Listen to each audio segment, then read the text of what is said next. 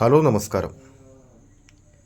കഴിഞ്ഞ തിങ്കളാഴ്ച കേരളം കണ്ട ഏറ്റവും വലിയ പ്രകൃതി ദുരന്തത്തിന് സാക്ഷ്യം വഹിച്ച വയനാട് ചൂരൽമല മുണ്ടക്കൈ ദുരന്തത്തിൻ്റെ ആകാശ ദൃശ്യങ്ങളാണ് നിങ്ങളിപ്പോൾ കണ്ടുകൊണ്ടിരിക്കുന്നത്.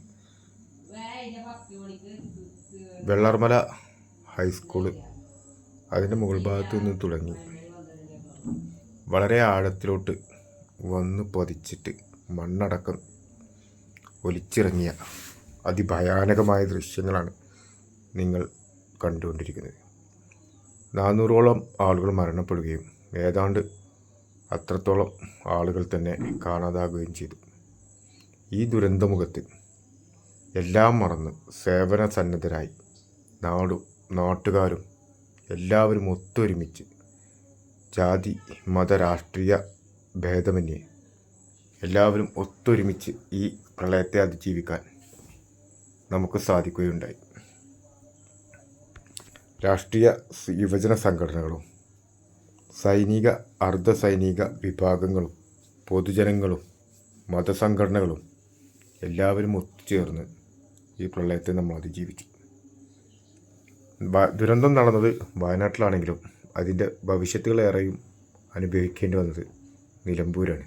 നിലമ്പൂർ ജില്ലാ ആശുപത്രിയിലെ ഡോക്ടർമാർ, നിലമ്പൂരിലെ രാഷ്ട്രീയ സാമൂഹിക സാംസ്കാരിക യുവജന സംഘടന നേതാക്കൾ, പ്രതിനിധികൾ, നാട്ടുകാർ എല്ലാവരും ചേർന്ന് പിടിച്ച്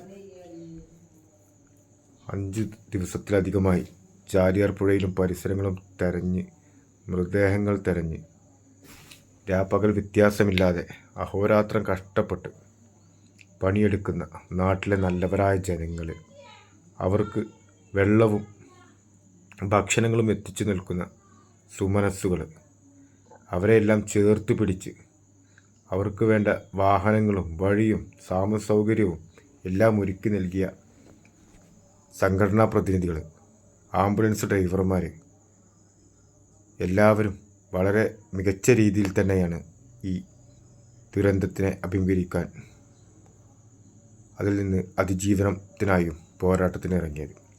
അവർക്ക് ഭക്ഷണവും വെള്ളവും ആംബുലൻസ് ഡ്രൈവർമാർ ദിവസങ്ങളോളം ഇവിടെ തമ്പടിച്ച് നിൽക്കുകയായിരുന്നു. ദുരന്തമുഖത്തേക്ക് കേരളത്തിൻ്റെ വിവിധ ഭാഗങ്ങളിൽ നിന്നും രാജ്യത്തിൻ്റെ വിവിധ ഭാഗങ്ങളിൽ നിന്നും ഭക്ഷണ സാധനങ്ങളും സാധന സാമഗ്രികളും ഒഴുകിയെത്തി. വളരെ പെട്ടെന്ന് തന്നെ പാലം പണി തീർത്ത സൈന്യം, വ്യത്യസ്തമായ രീതിയിൽ അഷ്റഫ് കൂട്ടായ്മ, ചൂരൽമല പ്രളയ ദുരിത പ്രദേശത്തേക്ക് പോകാൻ ബെയിലി പാലം തീർക്കുന്ന സൈന്യങ്ങളൊക്കെ വളരെ പെട്ടെന്നാണ് ആ പാലത്തിൻ്റെ പണികൾ പൂർത്തീകരിച്ചത്. വളരെ മികച്ച രീതിയിൽ തന്നെ എല്ലാവരും ഒത്തൊരുമയായിട്ടും ഒറ്റക്കെട്ടായും നിന്നതിൻ്റെ ഫലമായാണ് വളരെ മികച്ച രീതിയിൽ ഈ ദുരന്തം നടന്നത്.